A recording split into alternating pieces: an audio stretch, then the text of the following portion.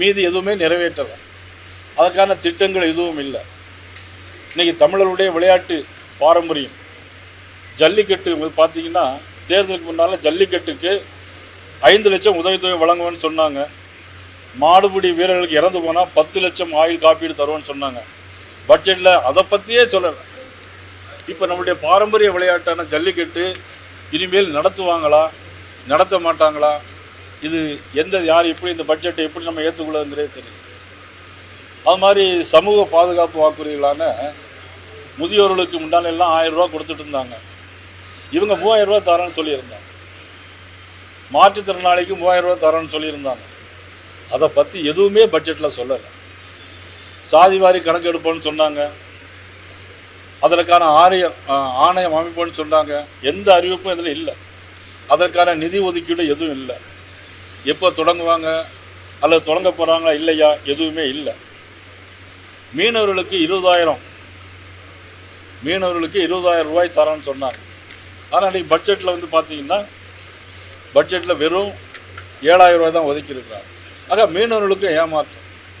எல்லா சமூக மக்கள் மத்தியிலும் எல்லா தொழிலாளர் மத்தியிலும் மிக ஒரு எதிர்பார்ப்பு எல்லாம் ஏமாற்றமான ஒரு பட்ஜெட்டாக தான் இருந்திருக்கு. அதே மாதிரி மருத்துவ குடும்ப பாதுகாப்பு காப்பீடு பார்த்தீங்கன்னா 20 லட்சம் ரூபா.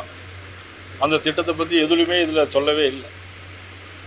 கடன் அடைப்போம்னு சொன்னாங்க. நம்ம ஃபைனான்ஸ் செக்ரட்டரி நேற்று சொல்லியிருக்கார், இன்னும் 50 வருஷம் ஆனாலும் எந்த கடனையும் அடைக்க முடியாது. நாங்கள் டெய்லி 10,000 கோடி ரூபா வாங்கிட்டு இருக்கிறோம். ஆனால் எந்த கடனையும் யாரும் அடைக்க முடியாது. அப்போது உங்களுடைய திட்டம் என்ன? உங்களுடைய நிர்வாக திறமை எங்கே இருக்குது?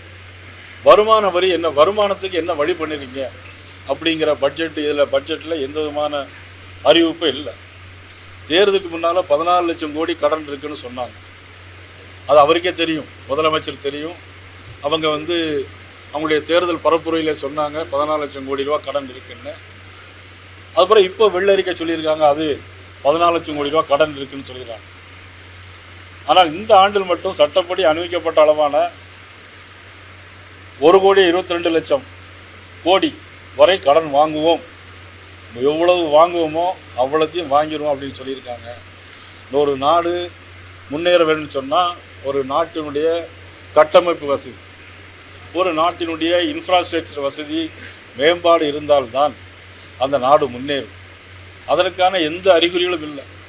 இப்போ கூட நீங்கள் நந்தனம் வரைக்கும் மேம்பாலம் பிரிட்ஜு வேலையே எங்கேயும் நடக்கலை. கான்ட்ராக்ட் ஒர்க் எங்கேயுமே நடக்கலை. எல்லா ரோடு வேலையும் நிப்பாட்டி வச்சுருக்காங்க. நிப்பாட்டி வச்சுருந்தா எப்படி கட்டமைப்புகளை மேம்படுத்த முடியும்? எப்படி அந்த மூலதன செலவுகள் எப்படி செலவு செய்ய முடியும்? இதெல்லாம் பெரிய ஒரு ஏமாற்றமாக நான் ஏற்கனவே சொன்னது போல் மூலதன செலவு 56,955 கோடி, 8,000 கோடி ரூபா இந்த மூலதன செலவு போட்டிருக்காங்க. 56,980 கோடி ரூபா இந்த ஆண்டு மூலதனம். இந்த ஆண்டுக்கு இன்னும் 8 மாதம் தான் இருக்குது. இந்த 8 மாதத்துக்கு எங்கள் பவர் பிளான்ட் 800 பவர் பிளான்ட்டுக்கு ஃபைனான்ஸுக்கு 8,000 கோடி ரூபா ஒதுக்கியிருக்காங்க.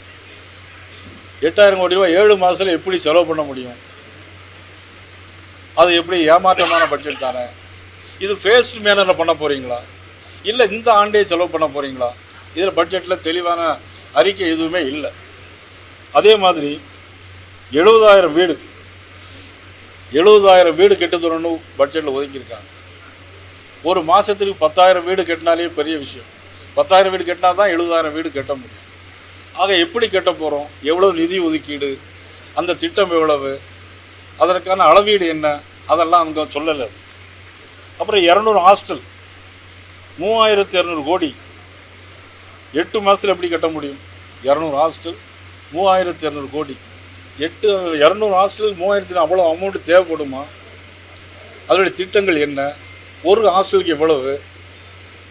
இதில் எதுவுமே குறிப்பிடாமல் பொதுவாக ஒட்டுமொத்தத்தில் போகிற போக்கில் எழுதி வச்சுட்டு போகிற மாதிரி ஒரு படத்தில் சொல்லுவாங்க தெரியுமா? சுந்தராஜ் ஒரு படத்தில் சொல்லுவார், கீழே போட்ட எடுப்பா, எதைப்பா கீழே போட்ட, பேப்பரை தான் போட்டான்ப்பா. அது மாதிரி இங்கே பட்ஜெட்டை தான் கீழே போட்டிருக்காங்க இப்போ. ஆனால் நடைமுறைக்கு இது சாத்தியப்படுமா என்பது அது கேள்விக்குறியாக தான் இருக்குது. எதுவுமே சாத்தியக்கூறு கிடையாது. ஆக இவ்வளவு தூரம் ஒரு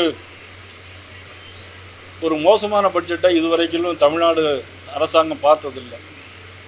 ரோடு இன்ஃப்ராஸ்ட்ரக்சருக்கு 9300 கோடி ரூபா ஒதுக்கியிருக்காங்க. ஏற்கனவே நடந்துட்டு இருக்கக்கூடிய வேலைகளை இப்போ நிறுத்தி வச்சுருக்காங்க. நிறுத்தி வச்ச பிறகு இப்போ செலவு பண்ணுறதுக்கு 9300 கோடி ரூபான்னா இவங்க எப்படி பண்ணுவாங்க என்பது தான் இதில் வந்து நம்மளுக்கு கேட்க வேண்டிய ஒரு கேள்வியாக. இது வெள்ளை அறிக்கை இல்லை, இது பட்ஜெட் ஒரு வெள்ளை அறிக்கை தாக்கல் பண்ண வந்தாங்க. உண்மையிலே இது ஒரு கருப்பு அறிக்கையாக தான் நாங்கள் வந்து இதை பார்க்கணும். இவ்வளவு மோசமான பட்ஜெட்டை தாக்கல் பண்ணியிருக்காங்க. என்னை பொறுத்தவரையில் இது வந்து ஒரு ஏமாற்றமான பட்ஜெட். இந்த பட்ஜெட்டில் ஒன்றுமே இல்லை, அவ்வளவுதான்.